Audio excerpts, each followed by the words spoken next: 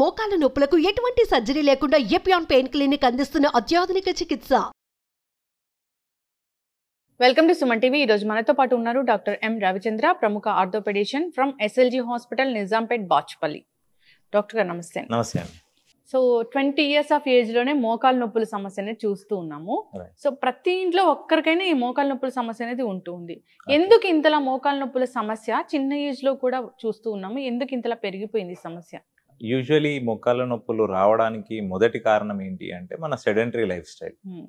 ఇందులో మనం చెప్పదగిన ఫస్ట్ విషయం ఏంటి అంటే చాలామంది ఎండకి ఉండడం లేదు, వాకింగ్ చేయడం లేదు. చాలామంది సెడెంటరీ లైఫ్ స్టైల్స్ వల్ల, అందరు ఇంట్లోనే ఉండడం వల్ల ఈ సన్ ఎక్స్పోజర్ లేకపోవడము, వాకింగ్ చేయకపోవడము, ఇది మొదటి కారణం అవుతుంది.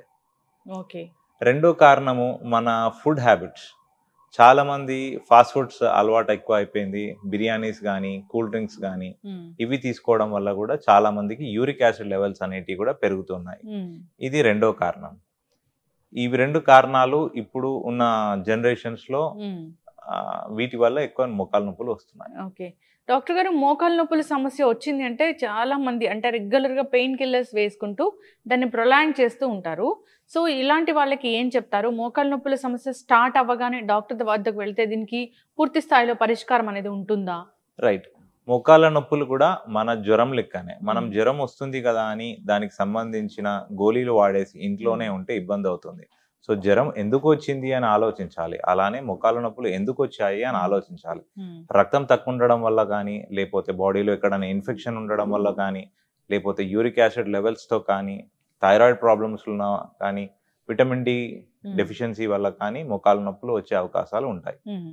ఓకే, సో దీనికి తగిన పరీక్షలు అంటే ఎలా ఉంటాయి డాక్టర్ గారు? చాలా మంది కూడా ఆ డాక్టర్ వద్దకు వెళ్లకుండానే కొన్ని రకాల టెస్టులు చేయించుకుంటూ ఉంటారు కదా. సో డాక్టర్ వద్దకు వెళ్తే ఎలాంటి పరీక్షలు అడ్వైస్ చేస్తారు? నా దగ్గరకు వచ్చే పేషెంట్స్ కి మాత్రం నేను ముఖ్యంగా సిబిపి అంటే కంప్లీట్ బ్లడ్ పిక్చర్ ఒకటి, దాని తర్వాత సిఆర్పి అంటాము, దాని తర్వాత thyroid test, uric acid test, sugar test, urine test చేపిస్తాము. ఇది మొదటి దశలో ఉంటుంది. దీని తర్వాత ఈ టెస్ట్ లో కూడా మనకి ఏమి తెలియట్లేదు అన్నప్పుడు మళ్ళీ నెక్స్ట్ ఇంకొన్ని టెస్ట్ ఉంటాయి. అది మోకాల నొప్పులకు సంబంధించి అంటే వాతానికి సంబంధించి పరీక్షలు ఉంటాయి, అవి చేపిస్తాం తర్వాత. లైక్ రొమటాయిడ్ ఆర్థరైటిస్ కి కానీ, లేకపోతే వేరే ఇంకేమైనా ఉంటాయి అవన్నీ చేపిస్తాం. అసలు ఏంటి కాజ్ అని తెలుసుకొని దానికి ట్రీట్మెంట్ ఇవ్వడమే బెటర్ ఆప్షన్.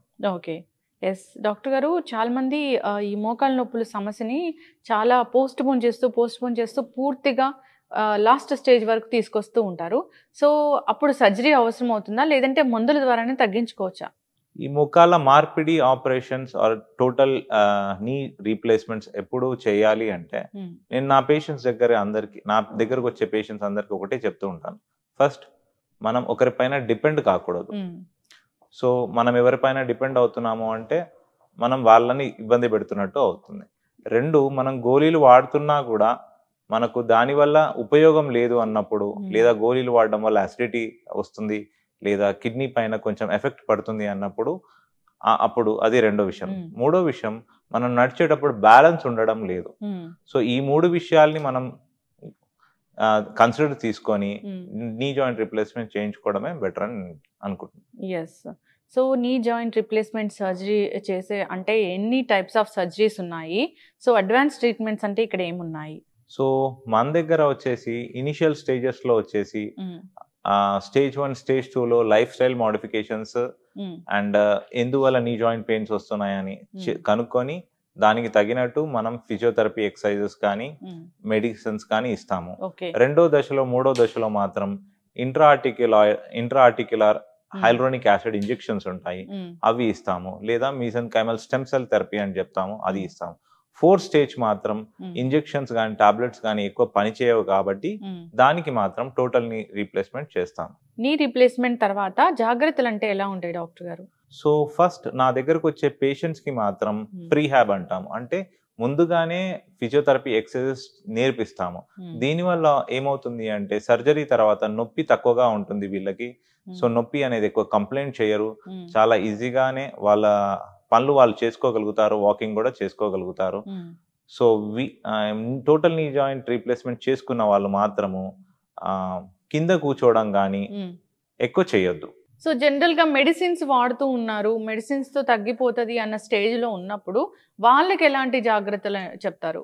నేను వాళ్ళకి ఎక్కువ వాటర్ ఎక్కువ తీసుకోమడం, లేదు అంటే మనం బ్లడ్ లో ఏమైనా ప్రాబ్లం ఉంది అనుకుంటే, ఇంతకు ముందు చెప్పాను కదా, అలా బ్లడ్ లో కానీ యూరిన్ లో కానీ ఎక్కడన్నా ఇన్ఫెక్షన్ ఉంది, లేదు అంటే ఒక ఫుడ్ తినడం వల్ల మనకు యూరిక్ యాసిడ్ లెవెల్స్ పెరుగుతున్నాయి అన్నప్పుడు వాటిని అన్నిటిని కన్సిడర్ చేసుకొని అక్కడ ఏదైనా ప్రాబ్లం ఉంటే దాన్ని రెక్టిఫై చేస్తూ మన పని నీ జాయింట్స్ పెయిన్స్ తక్కువ చేసుకుంటూ లైఫ్ స్టైల్ మోడిఫికేషన్ కూడా, కొంచెం ఎండకు తిరగడం, కొంచెం వాటర్ ఎక్కువ తాగడము, ఇది చేస్తూ మనం కంట్రోల్ చేయొచ్చు.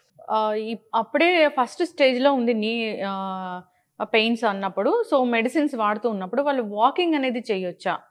యా, ఇనిషియల్ నొప్పి ఉంది అన్నప్పుడు డాక్టర్ దగ్గరికి వచ్చాక 3 రోజులకి కానీ 5 రోజులకు కానీ టాబ్లెట్స్ ఇస్తారు. ఆ టాబ్లెట్స్ వేసుకోవడం వల్ల నొప్పి తక్కువ అవుతుంది. ఆ తర్వాత మాత్రం వాళ్ళు వాకింగ్ చేయొచ్చు అంటే కంపల్సరీ చేయాల్సిన అవసరం ఉంది. ఇక్కడ ఎంత యాక్టివ్ గా ఉంటే అంత మంచిది. ఓకే, ఎస్ డాక్టర్ గారు, చాలా మంది మోకాలు నొప్పులు వస్తున్నాయి కదా, సో ఏదో ట్రీట్మెంట్ లో ఉన్నామని అసలు వాకింగ్ చేయడమే మానేస్తారు. లేదు, అలా చేయడం వల్ల మన బ్లడ్ సర్క్యులేషన్ ఒకటి తక్కువ అవుతుంది, ప్లస్ మజిల్ పవర్ అనేది పోతుంది. సో మజిల్ పవర్ పెంచుకోవడానికి, మజిల్ పవర్ పెంచడం వల్ల మనకు మొకాల నొప్పులు తక్కువ అవకాశం ఎక్కువ ఉంటుంది. సో నన్ను అడిగితే మాత్రం నొప్పులు 2-3 రోజులకి ఉంటాయి, దాని తర్వాత పెయిన్ కిల్లర్స్ ఉంటాయి కాబట్టి దానివల్ల నొప్పి తక్కువ అవుతుంది. దానివల్ల వాళ్ళు నడవడమే మంచిది. సో ఈ ఆపరేషన్ తర్వాత వీళ్ళు వాకింగ్ చేయొచ్చా డాక్టర్ గారు? లేదంటే ఒక్కసారి ఒక మోకాలకి ఆపరేషన్ అయితే ఇంకో మోకాలకు కూడా ఆపరేషన్ అవసరం ఉంటుందా? ఇప్పుడు మోకాలు మార్పిడి ఆపరేషన్ అయిపోయాక మొదటి రోజు లేకపోతే మరుసటి రోజు మనం ఇక్కడనే హాస్పిటల్లో వాకింగ్ చేపిస్తాము, వాళ్ళతో పాటు ఎక్సర్సైజ్ కూడా చేపిస్తాము. సో నెక్స్ట్ పక్కన అంటే ఇంకొక కాలికి మోకాలు మార్పిడి ఆపరేషన్ మనం దాని అరుగుదల బట్టి చూస్తాము, అంతేకాని నెసెసిటీ అయితే ఏం లేదు. కానీ గ్రేడ్ 4 స్టేజ్ లో ఉండే మోకాలు మాత్రమే మనం ఆపరేషన్ చేస్తాం. జనరల్ గా అంటే ఒక మోకాలు పాడైపోయింది, దానికి సర్జరీ చేసాము అన్నప్పుడు ఇంకో మోకాలుకి వచ్చే అవకాశం ఏమైనా ఉంటుందా? అలా ఏమీ ఉండదు. ఇద్దరికి, కొందరికి 2 మోకాళ్ళు అరిగిపోయి ఉంటాయి, కొందరికి ఒకటే మోకాలు అరిగిపోయి ఉంటుంది. అంటే ఒకటి చేస్తే ఇంకొకటి చేయాలని కండిషన్ ఏమీ లేదు. ఎస్ డాక్టర్ గారు, ఖచ్చితంగా అండి మీరు అన్నట్లుగా మన లైఫ్ స్టైల్ చేంజెస్, సో అంటే సెడెంటరీ లైఫ్ స్టైలే మెయిన్ గా దీనికి కారణం. సెడెంటరీ లైఫ్ స్టైల్ అండ్ మన eating habits, these are the major factors for our knee joint pains అని చెప్పొచ్చు.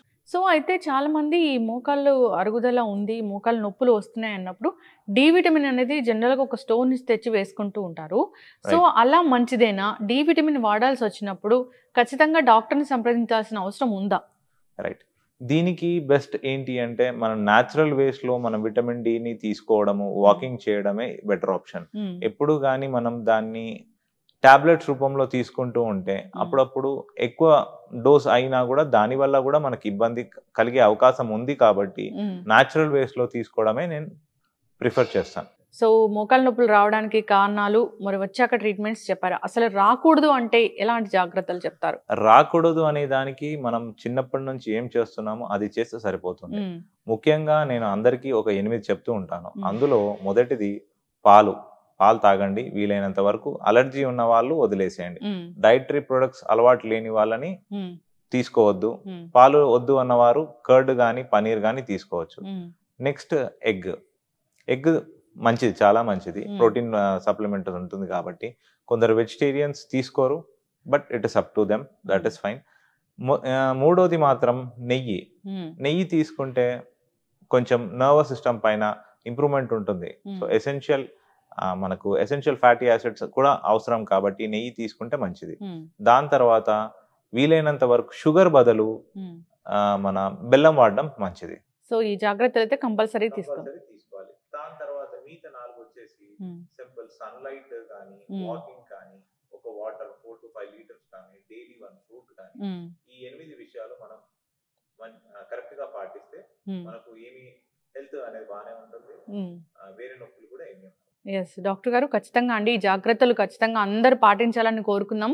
ఎందుకంటే రోజు రోజుకి చూస్తూ ఉన్నాము, ఎక్కువ మంది కూడా ఇబ్బంది పడుతున్నారు ఈ సమస్యతోని.